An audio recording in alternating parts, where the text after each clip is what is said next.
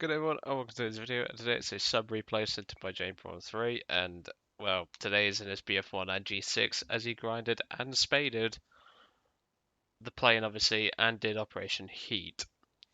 So the BF1 and G6 is it's the second G variant you can obviously unlock in the tree, and well, it was actually the first proper Gustav that I fell in love with. Obviously the G2, I love it, but the G6 was the first one I truly loved because I didn't fly the G2 as much before I flew the G6. And so, like a G6, which is a very, very old song, if anyone remembers that, you're going back some years. Um, let's just say this was one of the first BF1 models I fell in love with. Obviously, then it was the G2, then it was the G14, and now it's the G10. The G10 is godlike. I still need to spade it and all that. But Jade was using it to grind Operation Heat and obviously spade it. He sent this one in, and obviously he sent in a BT7 replay, which obviously I might use because, well, I've got the BT7 F32's review coming up to do, and I'll see. I'll see if I'll use it because obviously sub replay, then obviously the tank review straight after. It's just something I don't really want to do, but we'll cross that bridge when we come to it. So he sent this one in. Obviously, he was giving me screenshots throughout the battle, as he always bloody does. I swear, he spends more time screenshotting than he does actually getting stuff spaded. But jokes aside, James had a pretty good battle. He didn't get an ace, unfortunately, but he did pretty well given the odds.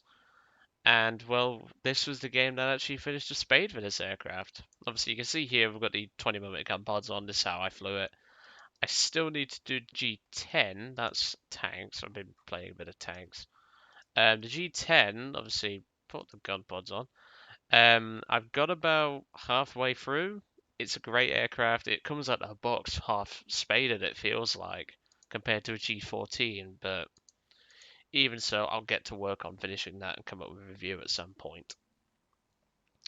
But yeah, G6, great aircraft, and I highly suggest people give it a go. So let's jump in and let's see what James did. This is the last replay that I have to work with, then obviously I have to go back to doing normal videos because I had a load of reviews to do. Those will be fed out gradually throughout the coming weeks. And yeah, I think I've got about 4 or 5 reviews of planes and tanks just sat waiting to go. So I think that's probably what I'll do. Just feed them out over the coming weeks so that way I've got something to fall back on. Because obviously, when this video comes out, it will be near to the time when I leave to go for a brief couple of days in holiday. I'm going up to near Scotland in Edinburgh. And we're going up there for a couple of days, just me and the family and all that. We're going up there for about 3 days, so I've never been up there, so I'm looking forward to having a look around, exploring the world as I like to do, and yeah, just generally like that. So I'm not sure what mods James had left to do on this plane. He didn't tell me that. He just said he got this thing spaded after. Obviously, he obviously got it spaded. He likes the plane. Obviously, it's a German plane, so of course he's going to love it. He's a Nazi fanboy. But that's just a bit of a running joke. Dave will obviously say easy mode, but whatever. Dave thinks anything German or Russian is easy mode automatically because it's Dave. Trust me, Dave does some right shit boxes in the German and Japanese or the Russian tree as well. And I mean proper shit boxes. So James is starting out climbing. He's got the 20mm gun pods on. He's got some sort of decal on the right hand side of the aircraft, which I'm not entirely sure. Well, he's also got it on the left hand side. Not entirely sure what it is. I think it's some kind of decal of some sort. It looks like something I'd see in the Uncharted franchise, but we'll gloss over that for today. And yeah, he had a pretty good time with his plane. He really likes it. And well, I like the G-6, and soon enough I'll be setting up shop to fly the K4, which I've heard very good things about the K4, but at the same time, being stock, it's going to be a nightmare, especially with that 30mm. I'm grinding the 20mm as soon as possible, just to let you know. Because the 30mm and the K4, not happening. It's a bad gun, in my opinion. The 30mm does the damage, but you just got to aim it properly. Now, throughout this battle, obviously, there's two enemy bombers. There's one A26C and a Sterling. I'd have let him be, but James, for some reason, decides to go for him. I'd have left him to bomb his base and then kill him, but whatever.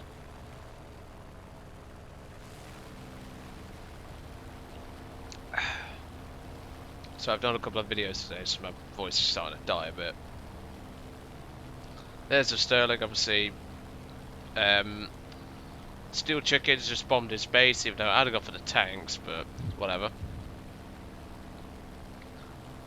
And I'd have let him be, but James, obviously, he was grinding and spading, so he needed a couple of kills to get this play done. And well, 3 20mm cannons and 2 30mm machine guns is more than enough to down a Sterling. First kill. What I found funny was when he got the kill, it actually went to 666 points for a very brief second, which was actually pretty funny, not gonna lie. But that's his first kill, and well, that's the first enemy plane dead, so he's got the first kill of the match. So that's always something. But so far, obviously, the A20 he beat. Well, he actually got the first strike in the game as well, so that's always nice. But even so, now obviously we are going to get to the point where he is going to have a bit of a quiet bit for a couple of moments, because obviously he's still in the clouds somewhat, and the enemy fighters are climbing and they're coming down. There are a couple of ground attackers, but that's just standard for American teams. He moves in to try and intercept this A26 invader. The G55 is going to tear him a new arsehole. And there we go.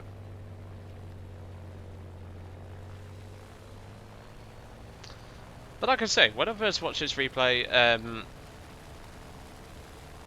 I was noticing he was flying this thing properly, which is exactly how you should fly a BF-109. The thing is, he makes a fatal mistake, which you'll see at the end and I'll point it out. If there's one plane you should never go head on with, in fact no, there's actually quite a few. There's the P-47, a Corsair with a 20mm, and an F4U4 are some of the planes you do not want to go heads up with. Jay makes a mistake, which I'll point out, but here P-51D, he does a very weird maneuver, but it works. I sometimes even do that. Second kill, gets that Mustang, cleans that wing off. I don't know why that D30 Mustang thought going head on with a G6 was a good idea, but American pilots, I need to spade that thing, but oh my god, that's going to take forever if the pilots are going to be like that. And here you can see, if you listen closely inside James' plane, it's going to be a dinner bell being rung. There's 2 Corsairs down here in a P-47, or sorry, P-51. They're close enough. And well, sometimes whenever I'm flying with James, I notice he acts a bit weird with how he goes on about kills and all that. You'll see towards the end, because he fires a couple of shots and sets a fire to a P-47, which is obviously the one that's going to kill him, spoiler alert. But the second the second the kill gets taken from him, which to be honest, it was still a combat viable aircraft, even though it was on fire, and the teammate had already fired, he immediately screamed kill steal, third kill. And I wouldn't have cared. But I've noticed James is very much like that. He does tend to act like that. He's Like, when we was in the BT7 F32 when he first got it, a couple of weeks back, well, we both fired on a stir, and, well, he started calling me a bastard because I got the shot in that killed him. But we both shot at him. He took out the gun barrel, I took out the transmission, and because I had a better crew, I was able to get shot in and get the kill. He did scream kill steal, but he might as well have. And, well, I don't mind him doing that. It's just sometimes that can be a bit annoying. Obviously, 4th kill on that Corsair, that's going to be the final kill he gets, just to point out. But, like I say, it's just sometimes he jumps way too quick on the kill steal margin.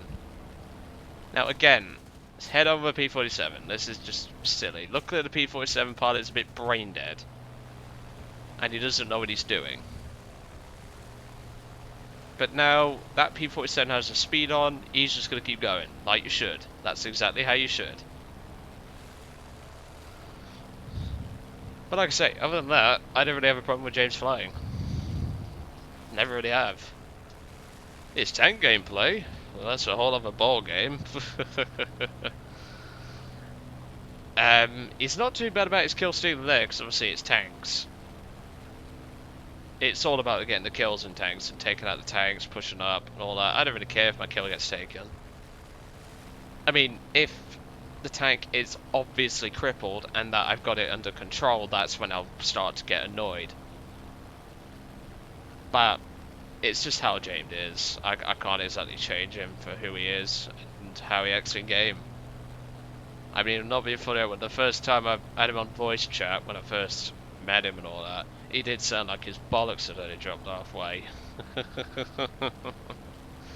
Oh, he'll rip the piss out of me for that one, but I don't care. Closing on this P47 now, obviously this P47 looks pretty badly damaged, to be honest. I did see black smoke pouring out of it a couple of seconds ago, but the Hitler bolt is going to get the kill. James is not even going to get close. And there we go, the Hitler bolt got the kill. Obviously, James didn't get a hit, so it's no big deal. It's not his kill anyway.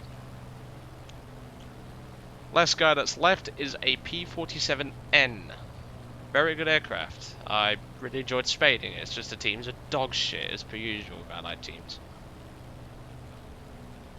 Obviously, James now has to return to base because he's basically dry on ammo, but even so.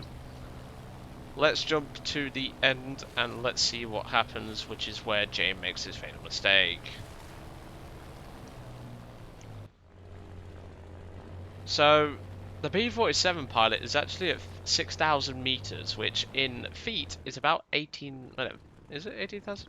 Yes, 18,000 feet, roughly. And he's done absolutely nothing for his team, just to point out. So, we don't know what he was doing,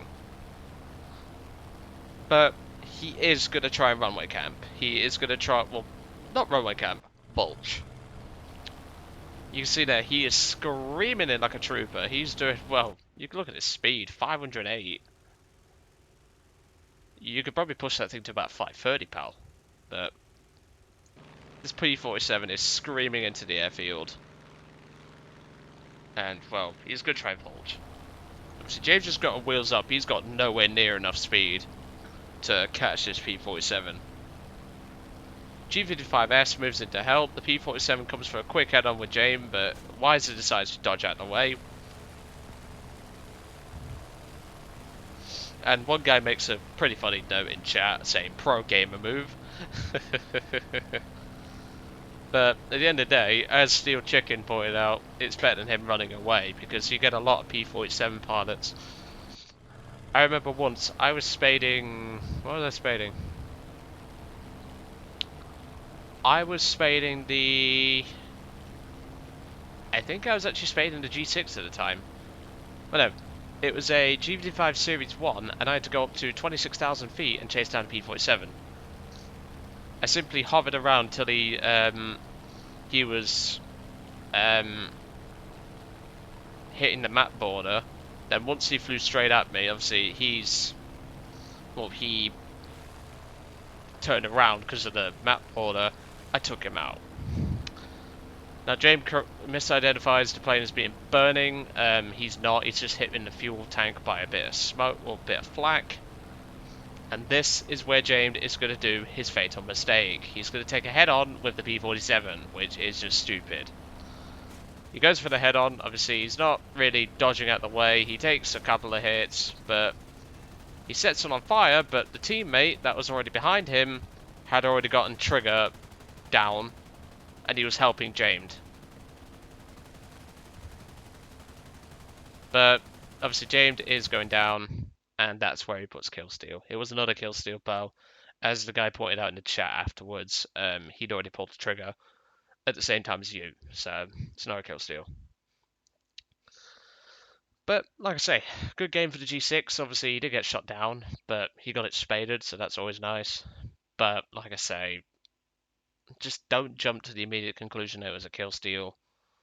And besides, P-47s do have a tendency to have their fires go out when it comes to engine fires, so just bear that in mind.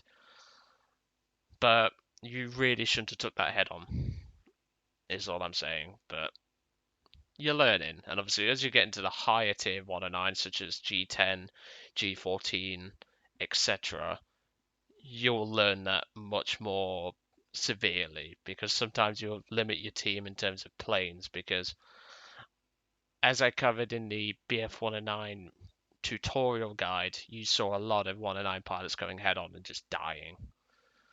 So at least now you're learning.